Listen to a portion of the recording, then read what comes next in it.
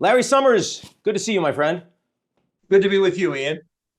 So I always like finding out how irritated you are at any given time. I usually think there's at least a baseline that's always there. But like on a scale of 1 to 10 in response to the last few days of tariffs, tell me where you are.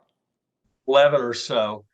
This is probably the worst, most consequential, self-inflicted wound in U.S. economic policy since the Second World War. Now, if this were turned around, if Trump on the back of this in a couple of days, he says he wants to negotiate with everyone, now says that China actually wants to have a conversation, can't figure out how, would you be willing? Is there still a chance to actually change the direction on this? I think there's a lot of chance to substantially mitigate the damage. If the tariffs aren't imposed or are imposed for only a trivial length of time, if there's a sense that we're moving away from an extortionate approach to economic policy, that will calm things down considerably. And that will obviously make the costs of this policy change much lower. But I don't think there's any chance that we come out of this ahead. And I think even in the best imaginable place, we have lost enormous credibility in the world. We've created a large uncertainty premium about what we're going to do next. And we're going to be seen as a less reliable country. And that affects everything from our ability to sell the trillions of dollars of debt we need to roll over each year, to our ability to enter into security alliances with countries, to our efforts to win support from countries in international fora. This kind of truculence does not go unnoticed, and it is not immediately forgotten. So the issue goes to how much the damage can be contained. What do you think they're trying to accomplish here? Because so many of the goals are themselves in some ways in conflict with each other. Like, I mean, do you think they are principally trying to actually, use this as a stick to bring tariffs down, to get concessions from other countries? Or do you think they're doing this principally because they actually want to try to bring more capital, more manufacturing back to the United States? Or is it some other goal? Ian, my expertise is in economics, not in human psychology. And so I'm not sure that I have any ability to assess the president's motives. And I'm not sure the right way to think about this is to think about a theory of rational means towards desired ends rather than a more psychological theory that emphasized the desire to get attention and to wield power and to have supplicants. Um, I think that, why does anybody who commits extortion decide that that is the right thing to do? I don't see this as a rational way of either pursuing the objective of strengthening U.S. manufacturing or the objective of reducing other countries' trade barriers. If an administration wanted to and was serious about strengthening U.S. manufacturing, the last thing they would do is demolish the CHIPS Act, which was all about creating more manufacturing capacity in semiconductors, perhaps the most sensitive good in today's global economy. If the objective were to open foreign markets, surely you would negotiate first and tariff second, not the other way around. So far, the effect of the policies has been to induce retaliation so that foreign markets are going to be more closed to US producers than before. And surely others are going to be more concerned than they would have been previously about the uncertainty that's involved in doing business. You know, when people talk about US exports, they tend not to think about tourism. They tend not to think about higher education. Those are both huge US export industries. And because of the alienation that we've created, we've actually made it much harder to have those exports. I saw a statistic the other day suggesting that Canadian air bookings to the United States were down by 70%. So I actually think there are probably going to be more trade barriers than there were before, not fewer trade barriers. No, and in my field, you talked about reputational capital, and a lot of what you're talking about that the U.S. is now doing economically, I've seen in terms of the U.S. undermining rule of law, in terms of the judiciary, in terms of the way law firms are treated. Also on the foreign affairs front, Greenland and Panama and Canada and Ukraine and all of these things. I mean, it's all aligned in terms of undermining U.S. reputational capital, which, I mean, long term, the U.S. may be the most powerful country in the world, but still needs countries to want to do business with us, to trust us, citizens that want to send their kids to American schools, want to buy real estate here, want to take a vacation here. And those are things that, I mean, at least in my lifetime, your lifetime, unprecedented to see the kind of damage that's presently being done to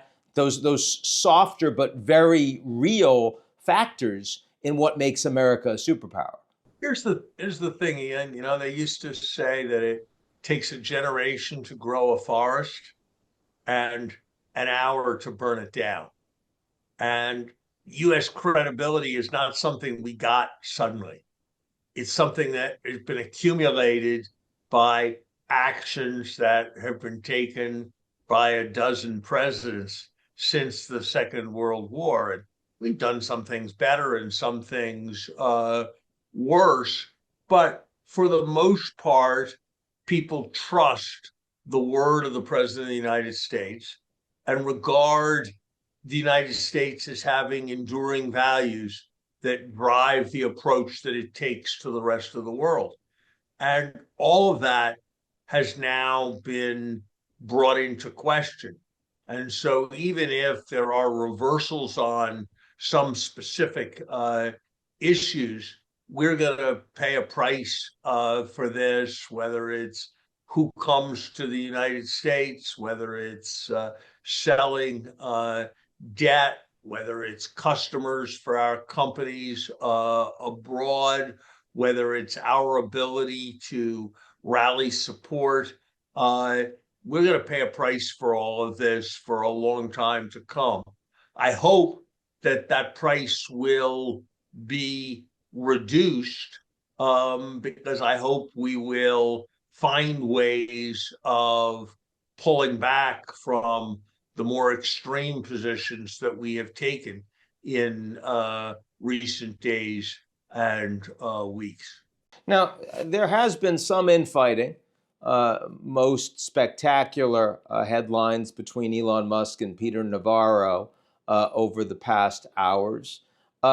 Haven't seen as much from the CEOs, from the bankers. I mean, people in the United States that, I mean, truly need everything that you and I have been talking about for their organizations and their careers to succeed. I mean, given you're at 11 in terms of your level of concern, I've never seen you at 11 before. You would think that there'd be more of that. Why do you think there is so little response, public response, pushback from the people that have benefited so much from US-led globalization for the past two generations? I think markets have spoken with a particular eloquence and force.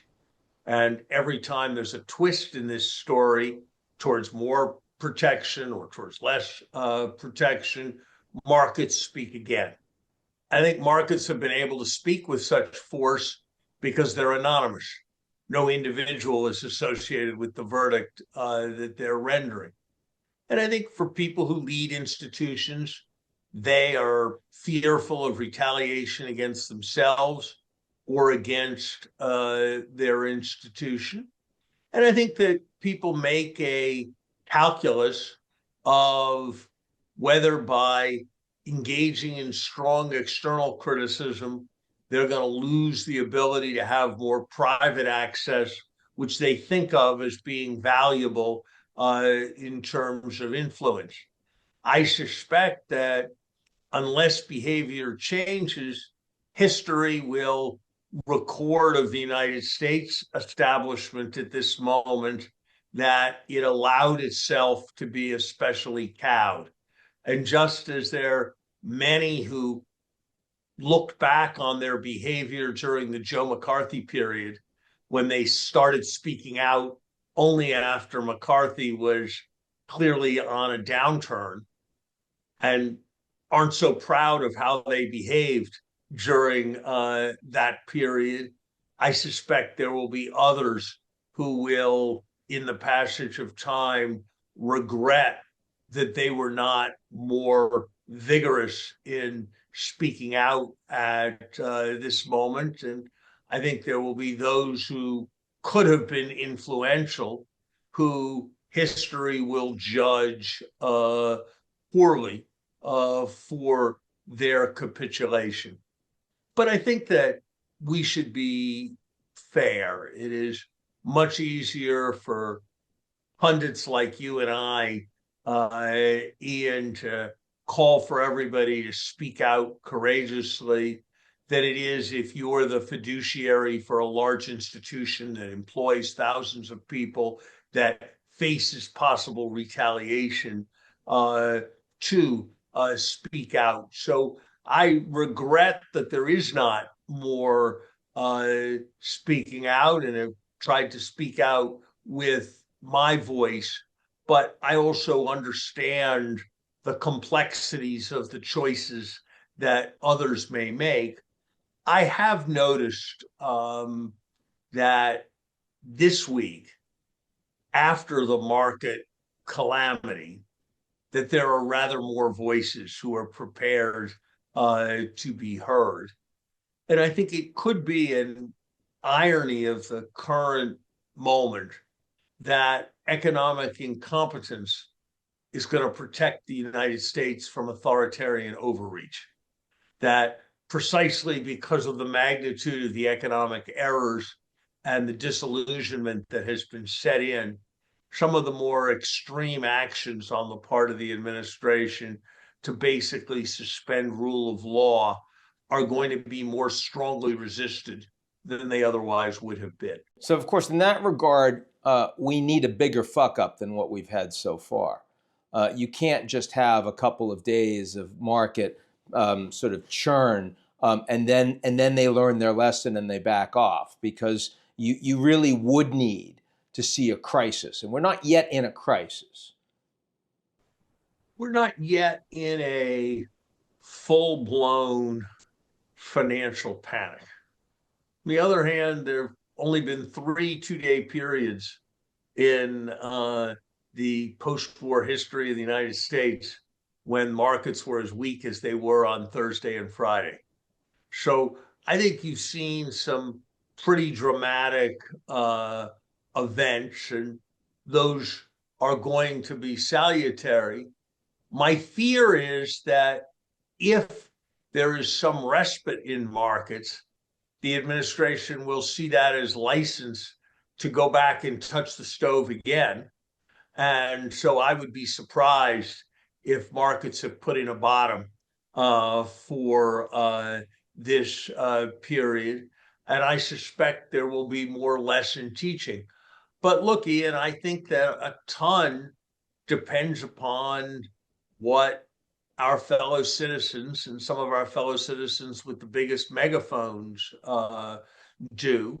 As you know, my view with respect to the place where I work is that if Harvard is not prepared to speak up with its and to resist with its $52 billion endowment, with all its prestige, with its extraordinary alumni network, it's hard to imagine who will be able to speak up.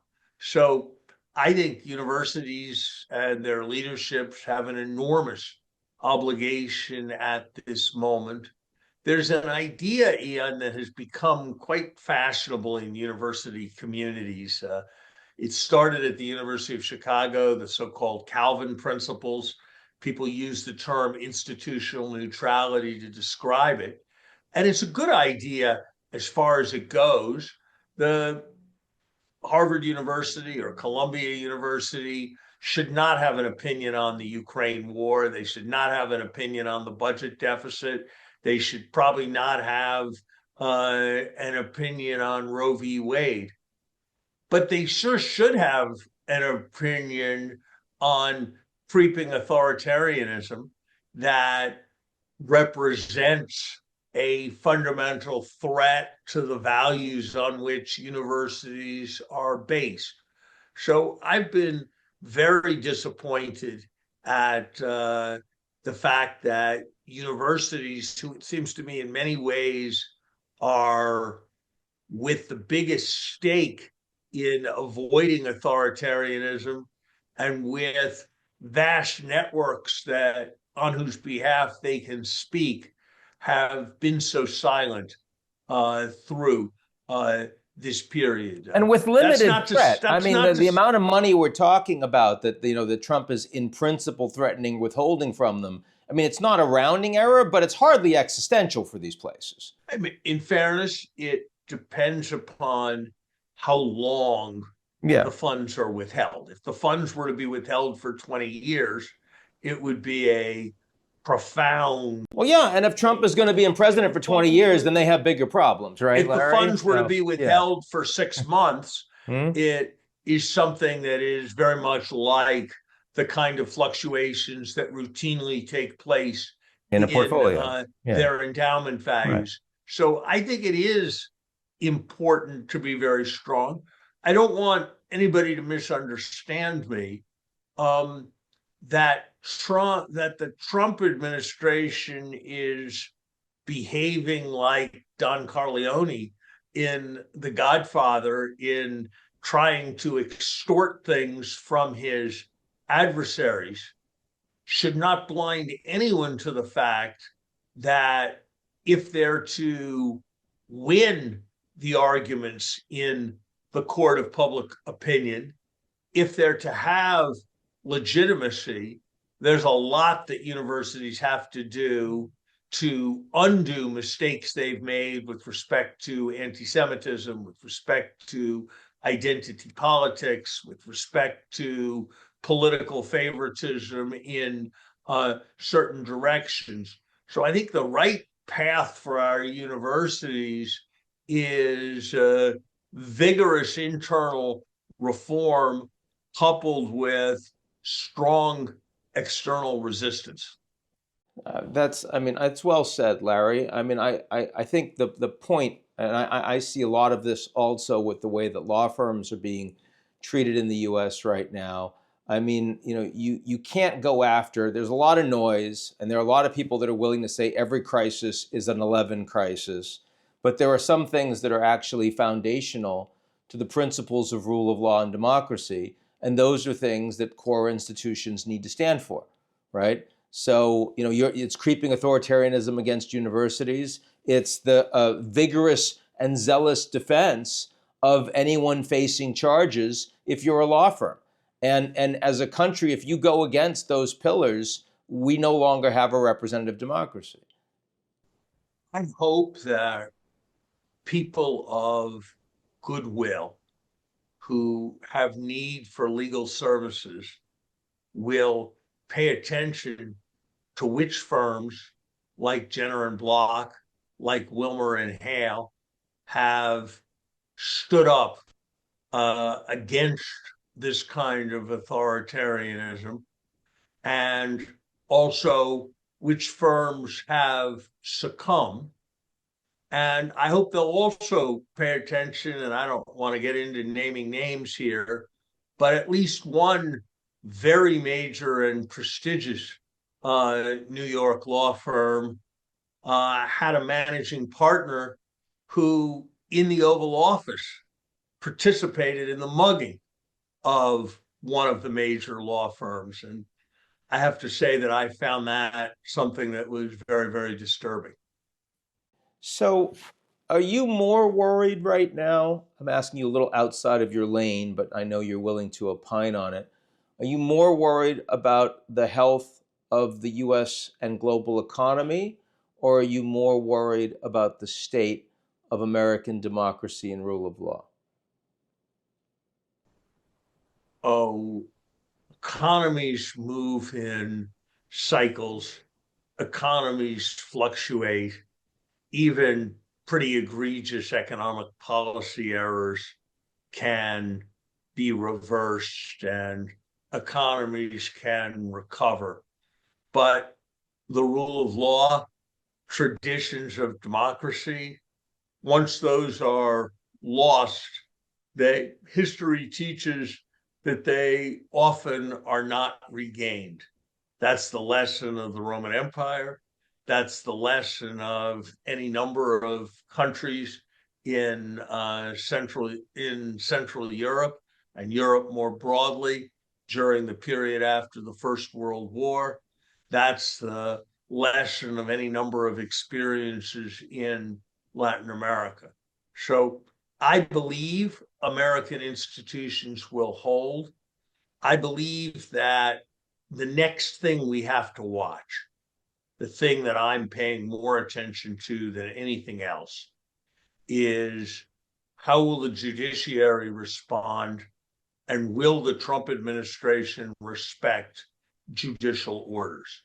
And while there have been judicial judgments with which I disagree, and while the Trump administration has been aggressive in interpreting adverse rulings, I don't think any fundamental line has yet been crossed with respect to the judiciary as a strong and independent branch of government. But we are But there has clearly been heading for disturbing that rhetoric. fight. We're heading What's for that? that fight. We're clearly heading for that fight, though. Well, so that is the question. Yeah. And if that Rubicon is crossed in terms of a strong and independent judiciary, then I think something has been lost that is far more profound than any kind of economic damage. And ironically, over a period of many years, will be a source of immense economic damage as the rule of law is attenuated. So I hope that the judiciary, because of the courage of judges and the broader society, because people ultimately know what's at stake in our form of government, I hope all of that will hold. I'm enough of an optimist about the United States to believe that it's likely to hold, but I am far from certain. And if it were to not hold, the consequences would be immense. Larry Summers, always great to have you.